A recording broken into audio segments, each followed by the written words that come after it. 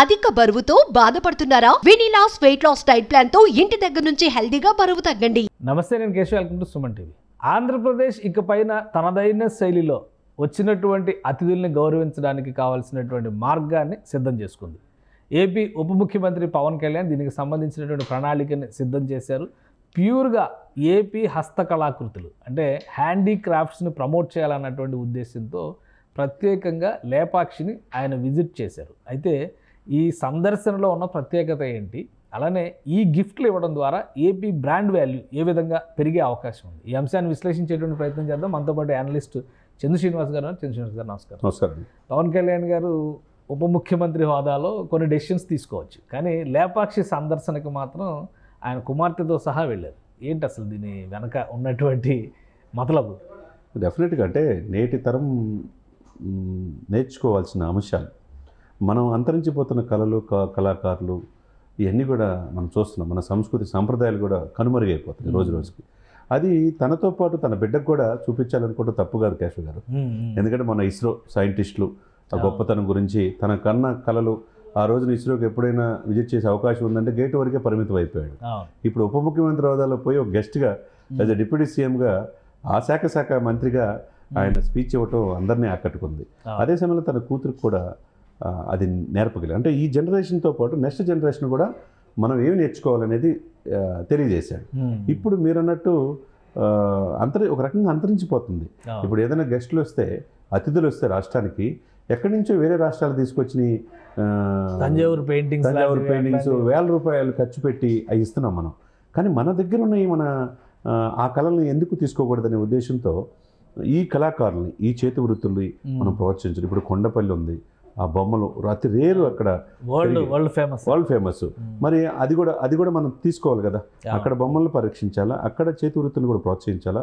అదేవిధంగా మీరు లేపాక్షి వాళ్ళ అమ్మాయిని కూడా తీసుకొని ఎందుకు వెళ్ళారంటే నేటి యంగ్ జనరేషన్ కూడా మన దగ్గర ఉన్న ఏంటి, మన దగ్గర ఉన్న ఎందుకు ఉపయోగించుకోవాలా, వాళ్ళని ఏ విధంగా ప్రోత్సహించాలనేది ఆ వయసులో చేశారనుకోండి, డెఫినెట్గా వాళ్ళు ఒక 10 మందికి చెప్తారు కదండి. అదొక మంచి ఇదికి డిప్యూటీ సీఎంగా తను చేసి తన కుటుంబం, తన బిడ్డని కూడా తీసుకెళ్ళి నేటి యంగ్స్టర్స్కి కూడా ఒక మార్గదర్శిగా నిలిచాడనే మనం అనుకోవాలి. ఇకపోతే అతిథులు మనకి దేశ విదేశీ రాయబారులు వస్తారు, కేంద్ర మంత్రులు వస్తారు, ప్రధానమంత్రులు వస్తారు, రాష్ట్రపతులు వస్తారు. మన రాష్ట్రం వచ్చినప్పుడు వాళ్ళకి ఏమి ఇవ్వాలో వాళ్ళకి ఎప్పుడు గుర్తుండిపోయే విధంగా వాళ్ళు పెద్ద ఏదో ఇవ్వాల్సిన అవసరం అక్కడ దాకా తీసుకెళ్తారో లేదు తెలియదు, ఏదో పెద్ద ఖరీదైన తీసుకెళ్తారు తెలియని పరిస్థితిలో మనకి ఉన్న సంస్కృతి, మన సంప్రదాయాలను గౌరవిస్తా, అదైతే జ్ఞాపికలు హస్తకళలను ప్రోత్సహిస్తా, ఇది ఇస్తే ఎట్లా ఉంటుంది అనేది ఆలోచన తీసుకోవడం. ఆల్రెడీ ఇవ్వడం కూడా మొదలు పెట్టేశారు మీటింగ్స్లోనే కొన్ని గిఫ్ట్స్ ఇచ్చారు. ఇప్పుడు గతంలో మనం బొకేలు ఇస్తే అంత ఖరీదు చేసే బొకేలు ఎవరు అక్కడే పడేస్తారు. చాలా వాళ్ళు ఇవన్నీ కాదని చెప్పేసి వెజిటబుల్స్ ఫ్రూట్స్ ఇటు స్టార్ట్ చేశారు. అది కొద్దిమంది డ్రై ఫ్రూట్స్ ఇటు అది ఉపయోగపడుతుంది. ఇప్పుడు కూడా కొంతమంది ఏంటంటే ఒక స్టెప్ దాటి పుస్తకం కోరుకుంటారు, ఇవన్నీ వద్దు మా దగ్గర ఒక బుక్ అనేది, ఎందుకంటే అది కొంతమంది ఉపయోగపడుతుంది.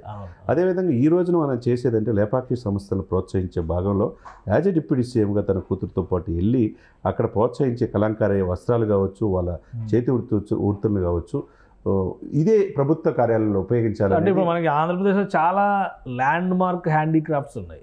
వృత్తి హస్తకళలు కావచ్చు, అలానే మంగళగిరి, మచిలీపట్నం మంగళగిరి చేనేత, ధర్మవరం పట్టు వస్త్రాలు, ఇట్లాంటివన్నీ చాలా ఉన్నాయి.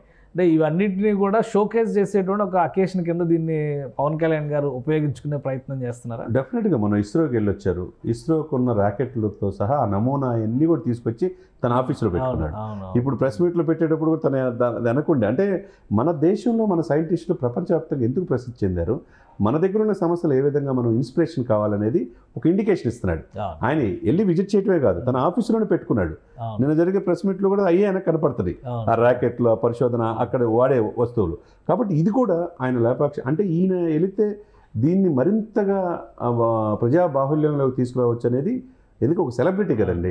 ఇప్పుడు డిప్యూటీ సీఎం అయినా ఇప్పుడు సినిమా నటుడుగా లక్షలాది మంది అభిమానులు ఉన్నారు, ఆయన చెప్తే ఫాలో అవుతారు. కాబట్టి ఈయన తీసుకున్న ప్రతి స్టెప్ కూడా అంతరించిపోతున్న మన ఏదైతే కవులు కళాకారులు కావచ్చు, హస్తకళలు కావచ్చు, ఆ కలంకారీ వస్త్రాలు కావచ్చు, ఈ రోజున ఆయన బిడ్డతో పాటు వెళ్ళి సందర్శించడం అనేది, వాళ్ళు కూడా జ్ఞాపికల పాపకిచ్చారు.